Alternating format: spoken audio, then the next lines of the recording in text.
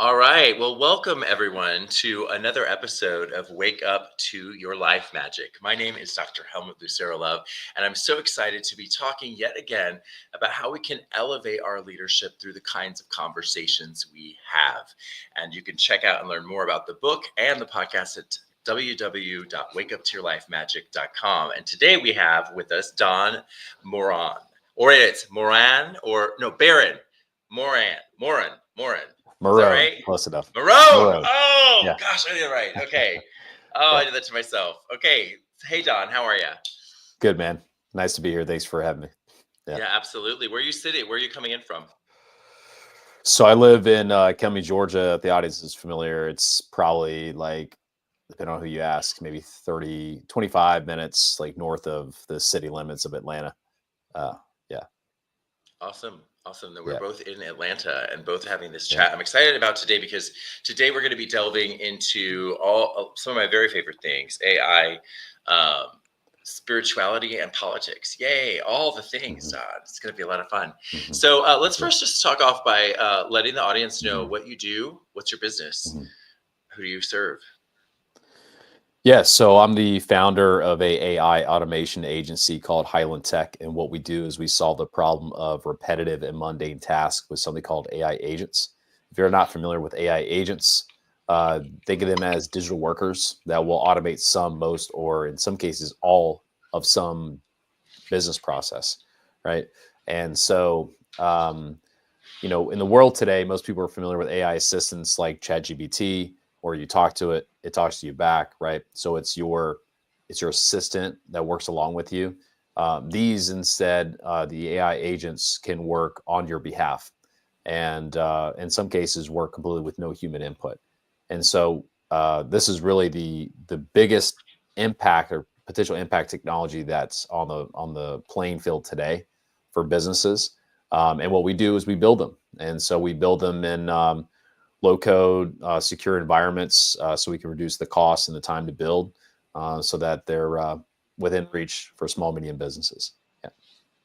Awesome. And so, a little bit for the audience, actually, Todd and I connected because I was actually through a friend. We were talking about running for Atlanta mayor, but I am Mm-hmm. obsessed with how we can use AI for good, how we can Mm-hmm. use AI to make government more productive and also social services. So we'll get a little bit to that as Don and I talk through, but that's a Mm-hmm. very exciting area as we think about the upside of AI. Mm-hmm. Don, talk a little bit about maybe a story, a moment in your life where you really changed, Mm-hmm. where you learned something about yourself that's noteworthy, where people can just understand a little bit of a change in your life that was monumental, and our audience can fall a little bit in love with you. Yeah.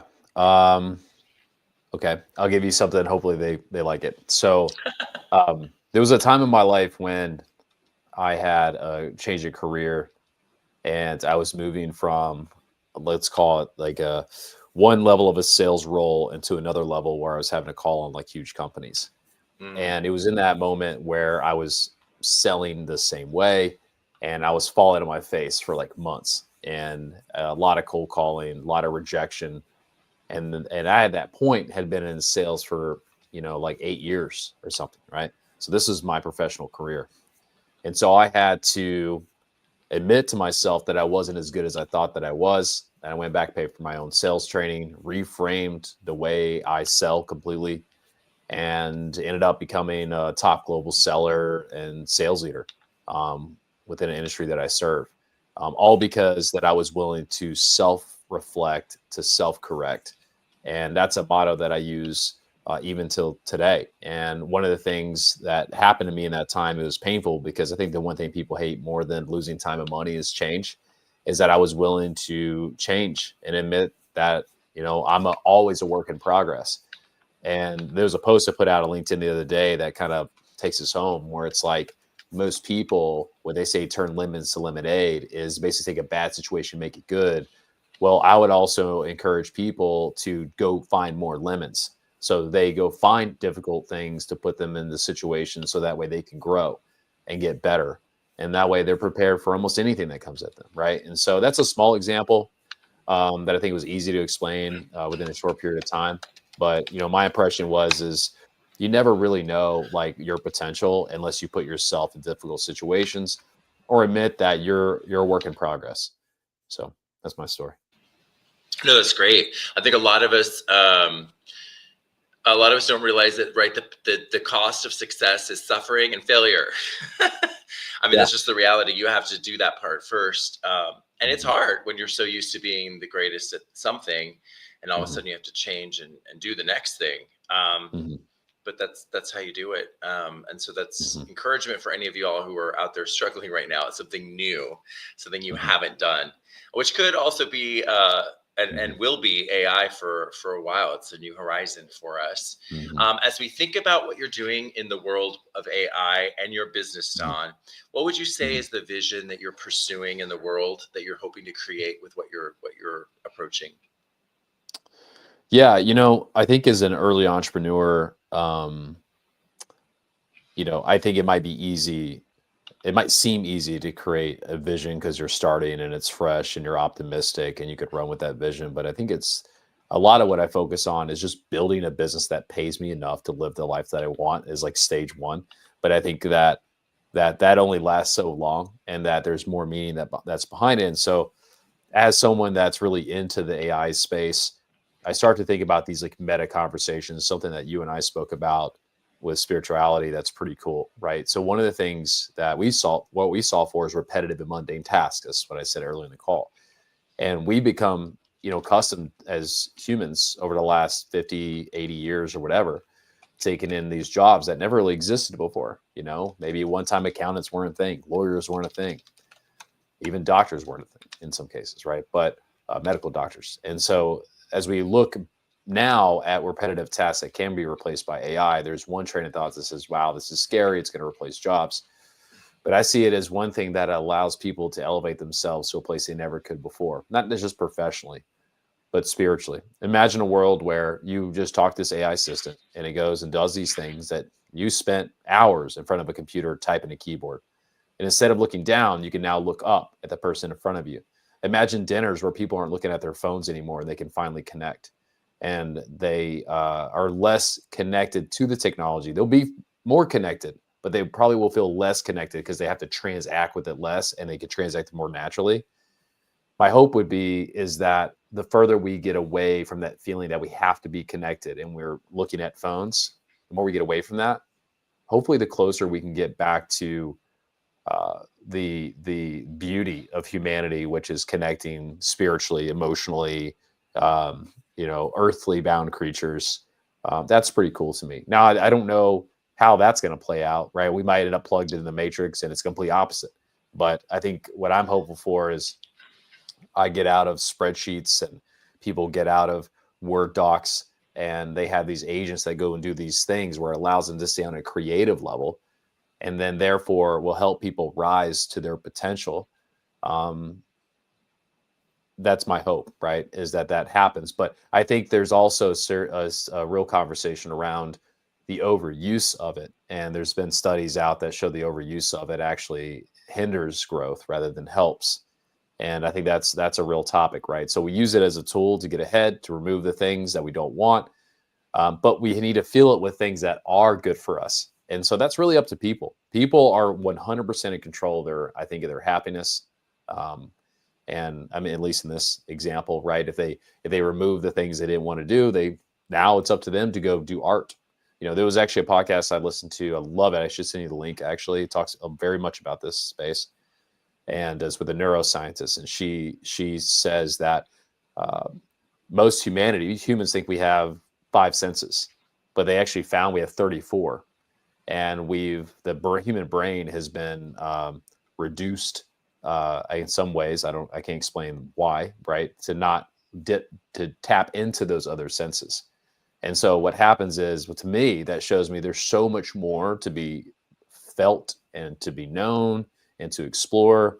But when we're stuck with our heads down in front of computers and cell phones, it's really hard to do that, right? You're kind of plugged in. So my hope is the positive future would be we get less plugged in. We might be more plugged in, but we feel less plugged in. So that way we can become human again. Yeah, so it's such an interesting topic because to your point, um, what it begs, I think what it's begging us to do is to be more most human to navigate the way we use it. Meaning, there's sort of the spiritual question of why are we here?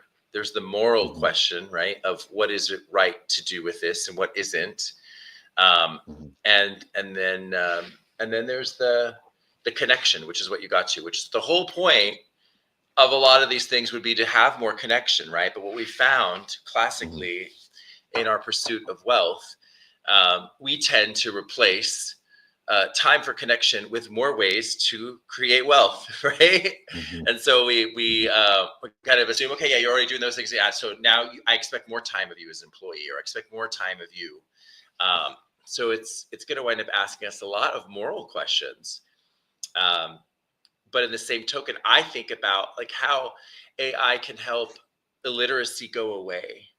Everyone should know how to read. If you have an AI app that's helpful, learns how you learn, and can teach mhm, you, right, where maybe a teacher would struggle. Are there ways that AI is going to help us with mental health challenges, right, where maybe it's too expensive for you to be able to afford enough cognitive behavioral therapy to work through that issue, but maybe that's different. Maybe that's mhm, changed in a world where we have AI. mhm, So there are a lot of applications that could apply to things that we assume today aren't possible because you would have to have a person there to help someone. That maybe mhm, AI will be able to help the humans, meaning more of the humans that honestly struggle with the very basics of, do they love themselves, right? Do they love themselves mhm, enough to pursue more?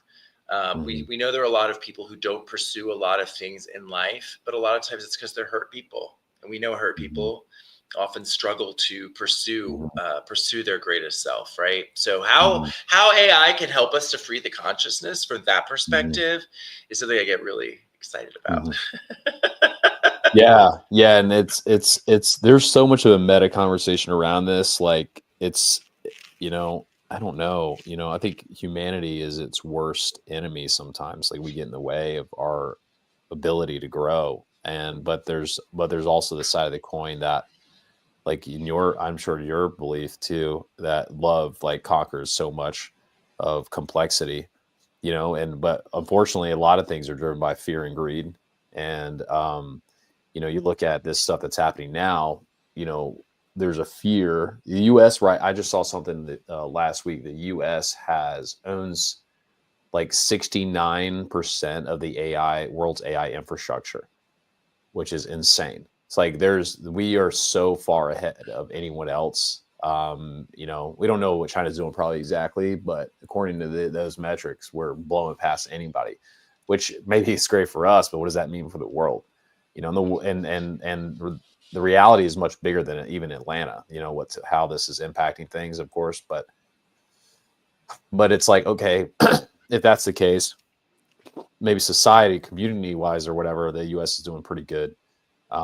But I feel like the love like branches much more than just what happens within our city or in our communities.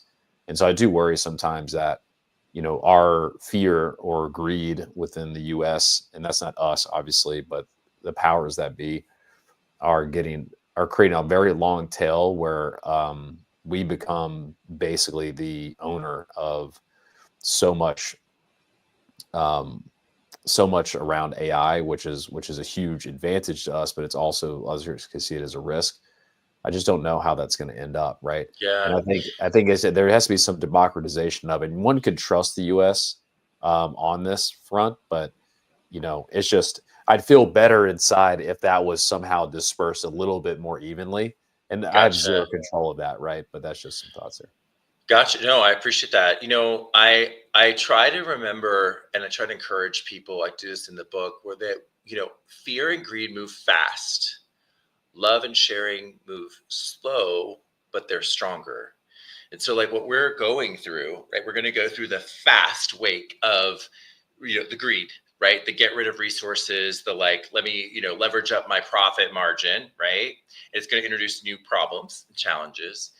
But I really do believe that the love end of this, meaning what AI can be used for that we never thought you could, right? And I'm going to go back to this example of the cognitive behavioral therapy we were talking, right? And I use a specific example. I have a child of mine that is struggling with some issues, and I actually asked AI, how can I say this in a way that they can hear it, given this, this, and this, and it was absolutely effective. Right. The way that it modeled the conversation made me more effective. And I sat there and I thought, you know what? Oh my gosh, what if I could tell AI that this person's struggling with this? Please only interact in these ways Yeah. until they get better, right? So the applications for positive outcomes are great. And I'm very hopeful that this might be the opportunity for America to fulfill its ultimate manifest destiny, right? Mhm. To actually use AI. If we can Mhm. solve problems and ills in society Mhm. using AI and share those Mhm. with other countries that would Yeah. never have had that before, Mhm. that's pretty incredible, you know? Yeah, that's a good outlook, right? I think that's definitely what I left you with before you said that was a much more pessimistic view of like, well, if we have the power, that means we have a lot of responsibility, as the superhero movies would say. But then you have the flip side that with that power, with that responsibility, we can do so many things. And they've already predicted that there's opportunity to cure diseases we've never had the chance to do, to provide education at scale that the world has never seen, healthcare at ways that the world has never Mhm. seen. Imagine, I mean, so many people have cell phones. I think there's like somehow the equivalent of almost equivalent of cell phones to people in the world. If you were to give something like that, like a remote nurse that could help people even self-diagnose through their issue, to even see if they need healthcare without waiting in long lines to be seen by a doctor, what would that mean for the world, right? And so like there is so many things that are good, that could come from this. And your example that you gave is spot on, right? You used an AI assistant to help you through kind of this last mile stretch to solve your problem. One of the things though to think about is to not fully solve it in the beginning, so we don't lose our creativity and our ability to think is super important. What they found is like people that have used it with a crutch. I said some of this earlier, not just a crutch for knowledge, but a crutch for emotional support has been very difficult to handle, right? They've actually, when they went with, if you're familiar with ChatGPT 5, which is the newest model that came from OpenAI, they decommissioned, I forget the word that they use, the other models, and they had huge backlash from a very small community, but the problems were big enough of that people that they opened the old models back up. And what happened was is that people became so comfortable with GPT-4 and its versions of 4 that and because they opened up memory, that it knew so much about them that people actually had relationships with it, right? And this actually, early signs of this came with a company called Character AI, where little kids will have conversations with Spider-Man or their favorite superhero, and their best friend becomes this AI. It's almost like the movie Her all over again. So there's Mhm. an aspect where from anywhere you can have the best friend that you ever wanted, which is super positive. And that best friend could tell you what's wrong with you. If you're sick, if you're having a bad day, they're going to be there for you. But on the other side, there's also where that could replace the human connection, which would be, to the earlier point you made, if you think about social media, Zuckerberg would say that it was meant to make us more connected, but it did the opposite. So it's super important, I think, that the audience here or anyone, as they use this, they use it sparingly. And if they do, they can do so much good with it, so much good with it. Not just from a business standpoint, they can be more productive. That might be fairly obvious, but just in the examples that you used, to help you with something that could be there for you to solve your problem wherever, whatever you need. And I recently went through some personal things in my life, and I consulted ChatGPT, and it was like amazing. Like, I asked it the price of maybe a therapist or something at the time, but it was there. It was attentive. It was data driven. It was fantastic. So that's incredible, right? I mean, think about how many people are on the edge of their life. They don't feel love, and they can bounce back, maybe have small bounce backs to that, but hopefully they find it more in Jesus Christ or something else a little bit more depth driven. But yeah. Yeah, no, I mean, actually, and if you think about transformation, right, which Mhm. is really so connected with the concepts of salvation, and Mhm. becoming your higher self, the Christ within, Mhm. the those other topics. Oh, so much of that has to do Mhm. with breaking through limiting beliefs that you have, right? And if you think Mhm. about it, AI will be able to support people in those journeys as well. So there's Mhm. so many things that we haven't sat and gone like, Mhm. oh wow. But to your point, it means the orchestrators of the Mhm. technology, the Mhm. people who are actually thinking through this, actually have to think long term. They have to think Mhm. about the moral implications, the spiritual implications, the connection implications for everything we're Mhm. creating. So, Mhm. yeah, it's definitely a wake up call to us as humans in this era to realize that our spirituality, our morality, our connectedness is going to be defining as to Mhm. how this comes on the stage.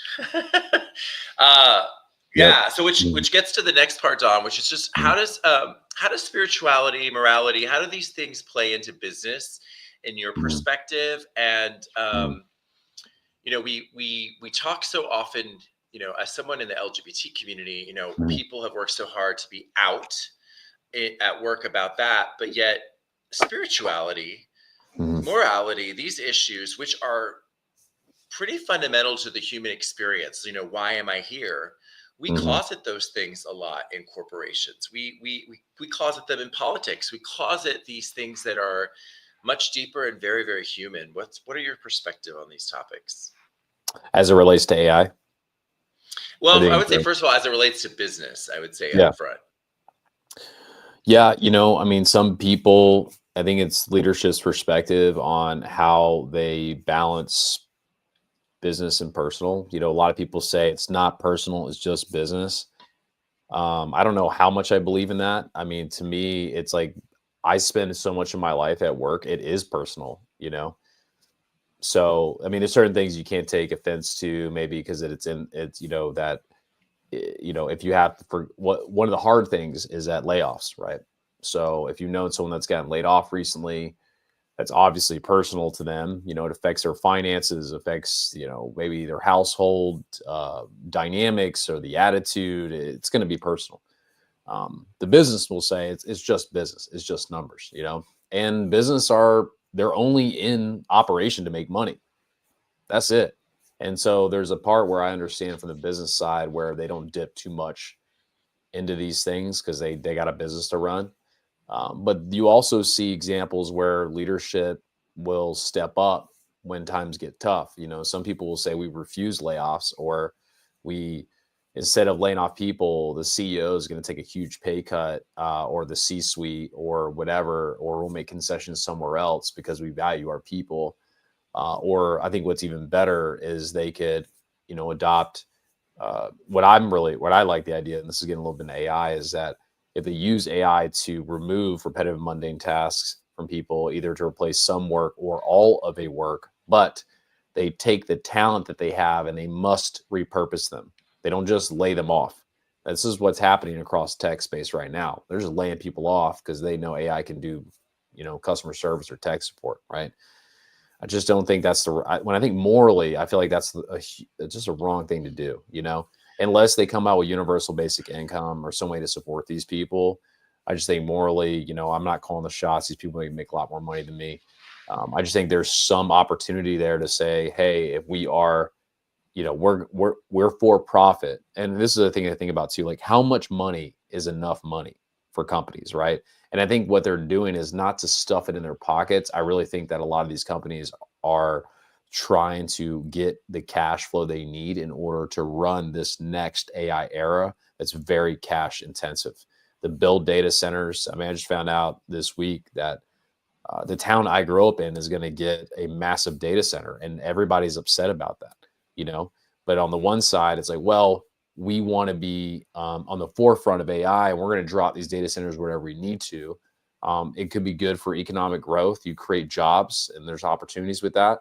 And the other side is, it's, again, this change. People don't want a giant data center in their backyard and their farmland and disrupt the community that they've known and grown in for generations, right?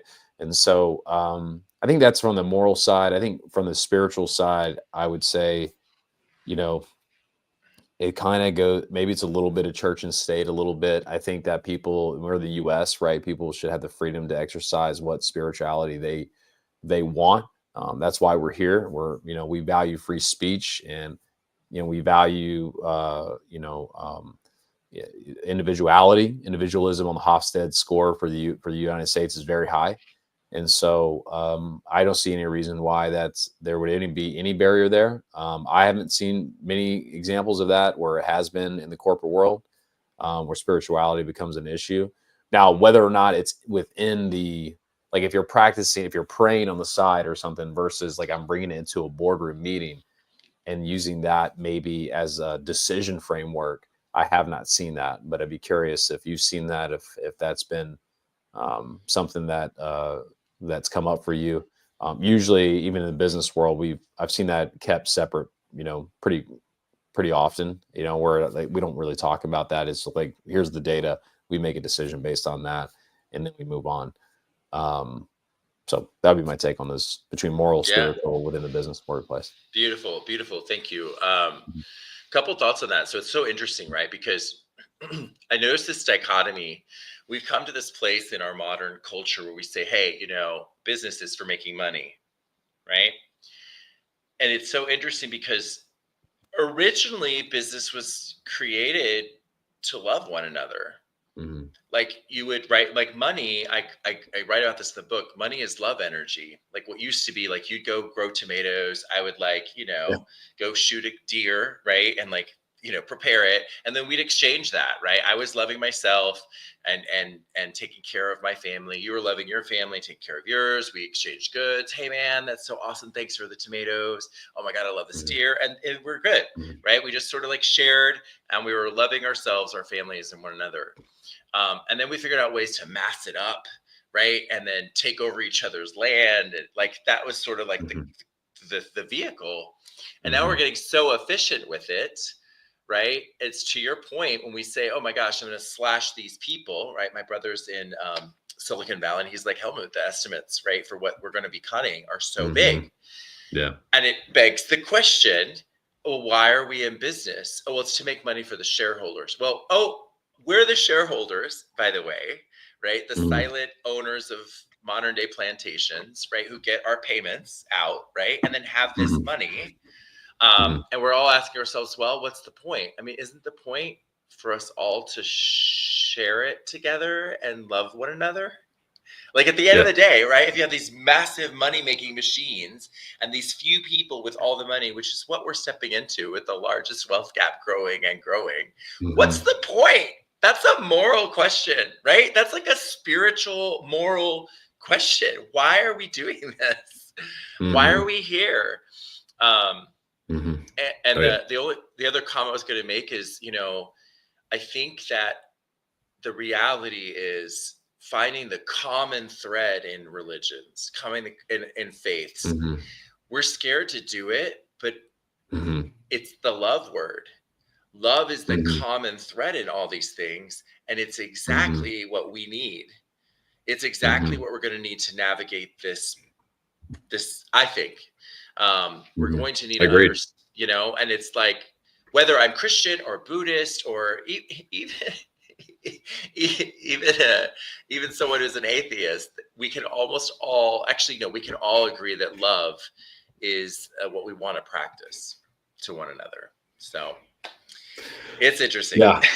Yeah, man. Yeah, it's hard, right? It's like it's I think if I was looking from a business perspective, like I'll use an easier analogy. You ever go to a restaurant and you go to one and it's so just ran great. You go there, have a good experience, everybody's happy, everybody's in a good mood versus another one you go to on the opposite end of the spectrum where it's all falling apart. You can tell the waiter or the person that's helping you is just kind of stressed out, kitchen's falling apart. I would wager that the difference between those two spectrums is you got an excellent leader, and the other one you got a leader that's bringing that energy, right? You got the excellent leader that's all love, supportive, boosts self esteem, is willing to lend a hand, isn't too big to jump in to get their hands dirty when they need to go back and cook because they lost a cook. The other route is maybe it's a manager that's just kind of cracking the whip, metaphorical whip, and just say, go get to work. Like, no, you can't take time off. It's a toxic work environment, right? It's very difficult to grow love here, I feel like, when you're in that place versus this place. But a lot of times and I don't necessarily believe this. I'm just kind of rephrasing. I believe what I'm said so far, but what I'm about to say, I don't necessarily believe this, but I've seen it, is that we tend to promote these people because they're high performers in the short term. But to your point, the love is like the long term. This person might not shoot fantastic numbers right away, but they're playing a game that will create a stable business because it's based on kindness or love, right? Or just who they are as a person versus this other one that's like the shareholders love them because they're like all about the numbers. They're showing them how they have control of the situation. They're showing them that their people don't matter. It's all about money. And this other one is when times get tough, they're sticking up for their employee that couldn't show up to work because they had to pick up their kid late for the third time because it was a personal issue. So like you look as a business owner, you just want to make money. You don't want the backstory of why this happened, this happened. You're just like, just get it done. So that's why this person seems to be more appealing, but they tend to can break down, in this case, businesses, put them on their knees, in a way that's very disruptible. That actually, there was a situation in my professional life where this kind of thing happened.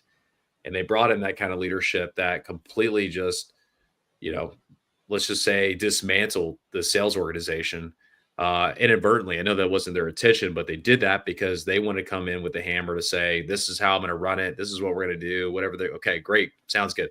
But the other side, when it was a little bit more laissez-faire culture, I will admit they could use a lot more structure on the sales side. At least for people like me, I would work until midnight without asking questions. I'm like, Mhm. I'm like, you got me, I got you. We're in this together because I know that you care about me and my self-esteem and my life.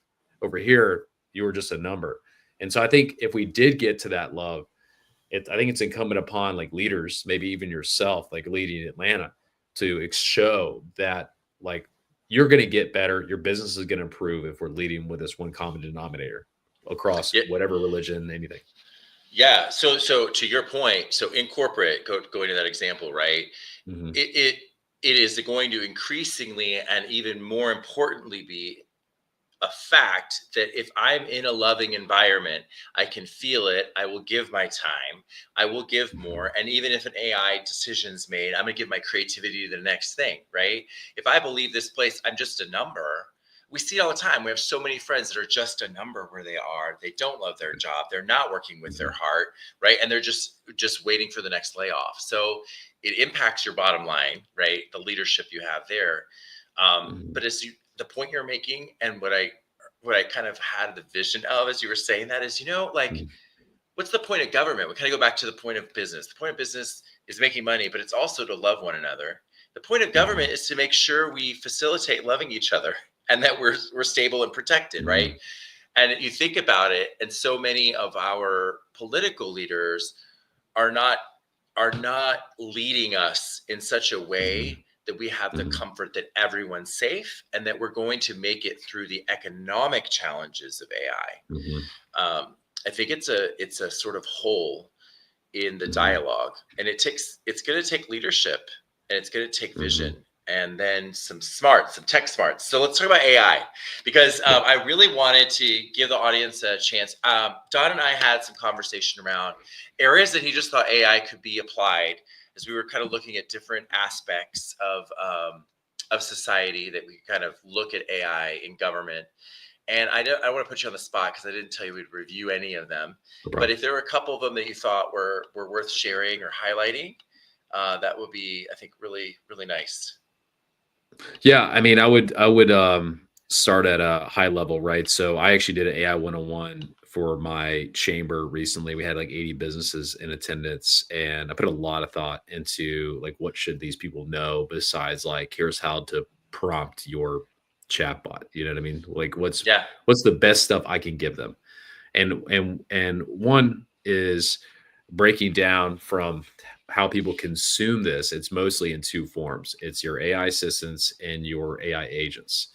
When you think about the AI assistant side, um, what is it? ChatGPT has 700 million active users a week.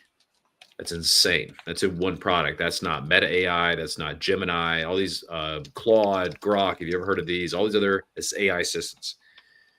And so there is a thought that, well, we need to know how to speak to them. And I did a two truths, one lie. And one of the ones was that the lie is that prompting them is knowing how to prompt them, knowing how to talk to it, where you give it instructions, is essential. I don't think that's true, because what happened, I mean, it might be right now, but I don't think in maybe in the next year it's going to be true, because the memory of these things are getting better. They're getting Mm, smarter, and they will mhm, become your assistant. And this will be the most used application software you ever use. And so that's most applicable to most people listening here, because 8 out of 10 people use them. Actually, 8 out of 10 people bring them their own tools to work, which is an issue, from a privacy standpoint, because they can dump whatever they want inside their personal bot. And so if I think about that most people, when they take it away, something away from this, thinking about that, that's 80% of the audience that uses these things at least, would be, um, you know, how can I use these to get ahead, you know? And when I've spoken from a business perspective, is that a lot of it is exploring things like say from leadership, leadership buy-in. Within leadership buy-in, you would shut down all the consumer grade URLs because it would safeguard data use, data privacy. So you would want to move mm, to like a business application, Microsoft Copilot, or a Google Gemini for Business, because they're already built within your data. But beyond that, it's you're tasking department managers to drive use cases within their individual contributing team members. So let's say you're head of HR director, whatever, within your HR generalist, specialist, recruiter, whatever, you give them use cases where they can use these assistants to feel the productivity.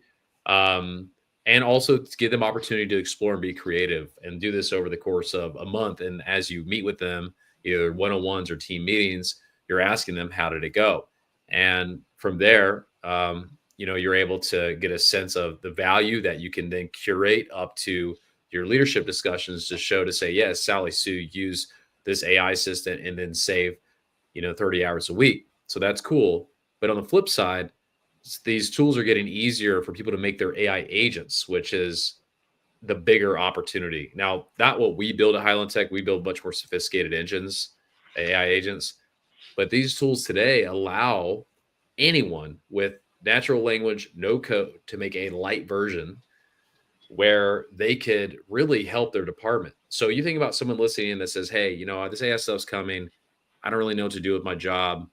Um, I don't know what to do in my future.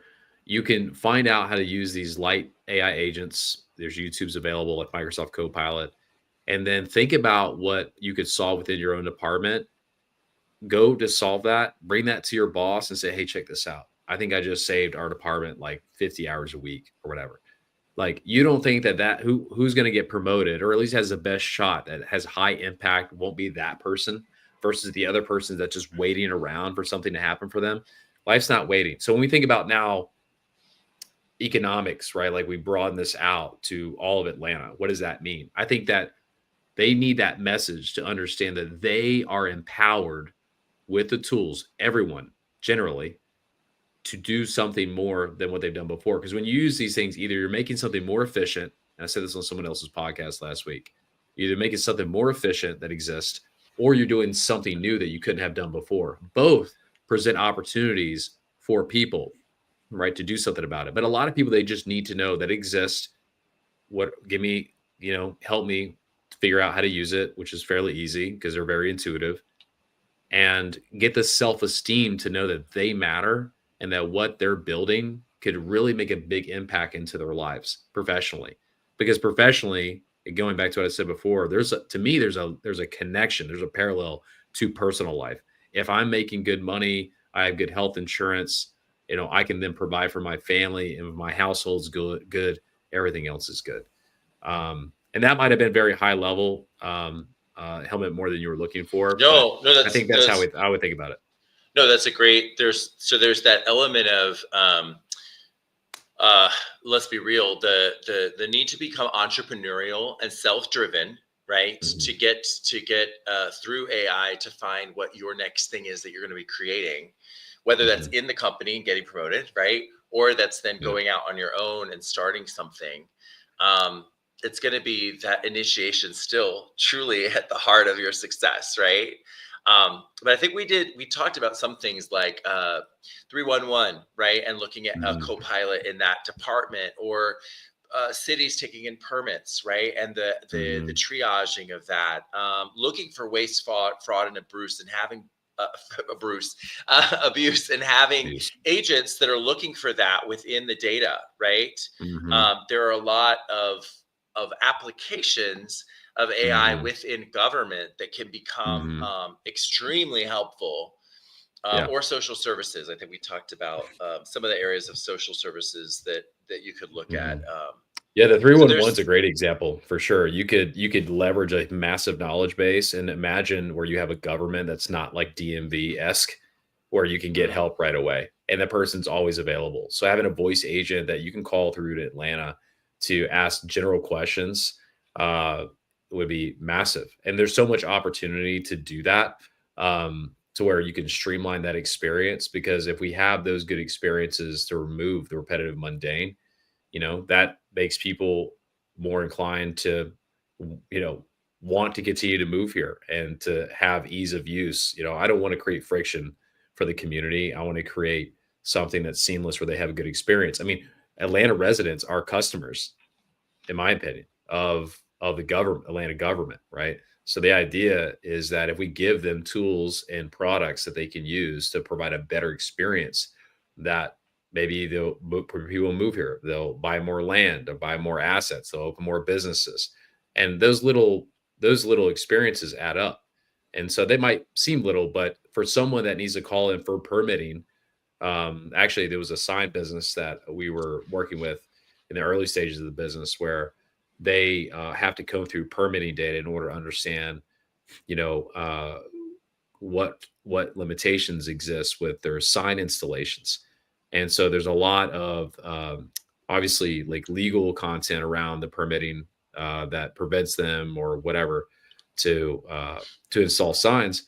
And instead of combing through all this data, you just make one of these agents that can do that for you by your request, to say like, hey, I want to install this at this address. This is what we're trying to do, can we do it? As opposed to, think about someone calling on a phone tree, has to sit there for who knows how long, and whether they get help or not is still a question mark. yep. And so as we think about it, there's an opportunity, and I guess I really would communicate this more than anything, right? There's an Mhm. opportunity for not only us to, yes, reduce costs within, you know, Mhm. the city of Atlanta, or any city, or Mhm. any government, right, through the use of AI. But there's an Mhm. also, and it's really important, there's an opportunity to innovate right now. There's an Mhm. opportunity to bring in private sector, right, into public, and create Mhm. solutions that you can then sell into other places. And I think that's going to be really interesting, whether it's education, whether it's in transportation, every area, every public sector area has an opportunity for innovation with private, that we may not have been thinking about before. And that'll be very defining for our time. And it's really an opportunity for any city that wants to take that opportunity. Not only that, it's going to be at the state level, it'll be courthouses. I mean, there's going to be so much opportunity to use AI. Hey, before we go, Mhm. Don, I wanted to ask, could you just share one piece of advice that, you know, it came along in your career, you wish someone had shared it with you earlier, so that people can kind of glean something before you go? Yeah, I would say I would say do your best to let opinions of others not get to you. And I feel like that is a crippling thing for many people, right? So, meaning they don't do something because of this reason, that reason. Ultimately, what they're concerned about is failing, and that somebody else, like their family or their judgmental network of peers is some kind of how judge them. I would actually I would go on a limb to say that whatever you're trying to do that's got you afraid of other people's judgment is likely something that they themselves, those people that judge you, will not do or have not done. And I think that they find the courage in yourself to know that have God given talent and there's so much potential within you, that's just left, and you're not done. You are not done. And so I think that if you're listening to this, or you're following Dr. Helmet, is to love thyself and find purpose in your life. But it's really tough to do that when you're smothered in other people's opinions. So that's what I would tell them, is to free themselves from that. And I think they will find the ability to find self-awareness and love for themselves. Because I just feel like if you can't love yourself, it's really hard to love other people. And I know that's the premise of a lot of what you're doing, Dr. Helmet. And I think that that's what happened to me too. Outside of that, actually, that was the other story that I thought I was going to say, sort of before the sales one, was that getting to self awareness, to self reflect, is to self correct, you know. But to really self reflect is so hard when it's noisy, and I'm like, what do they think? Are they gonna? How do they feel about this? It is about your audience, especially if you're a business or you're working for someone. Yes, you have a boss, but it really is about yourself. And you find that individualism, people will love you for who you are, for your genuine self, more than you think. And I think that that's the saddest thing. One of the saddest things in life is people that don't find that self-awareness and their uniqueness that makes them special because of that limitation. So forget about their opinions. They don't matter in the first place. And if you're thinking about doing that thing that you always, talked about for the last couple of years, do it right now. After you get out this meeting, you listen to, don't wait. Just do it. It's not going to be perfect. Nobody's perfect. I'm not perfect. I mean, I changed my career at the height of my career to go become an entrepreneur. And yeah, there are some concerns about, like, how do people view me from being some global sales leader to now run an AI company? Like, what does this guy know? And I went on that same pursuit to say, you know what? Maybe I don't, but I'm going to figure it out. And then now, fast forward this time, I'm getting whatever, a bunch of awards and accolades for doing this because, my effort is not equal to someone else's judgment. They might say it's only been amount of time, but I can say, you don't know what I do at nighttime. Hmm. You know, you don't see what happens behind closed doors, right? You go to the gym one day, you walk in, 6 months later, you walk out and you're ripped. They don't know the amount of work you put in to do that. What you know is what you have within you.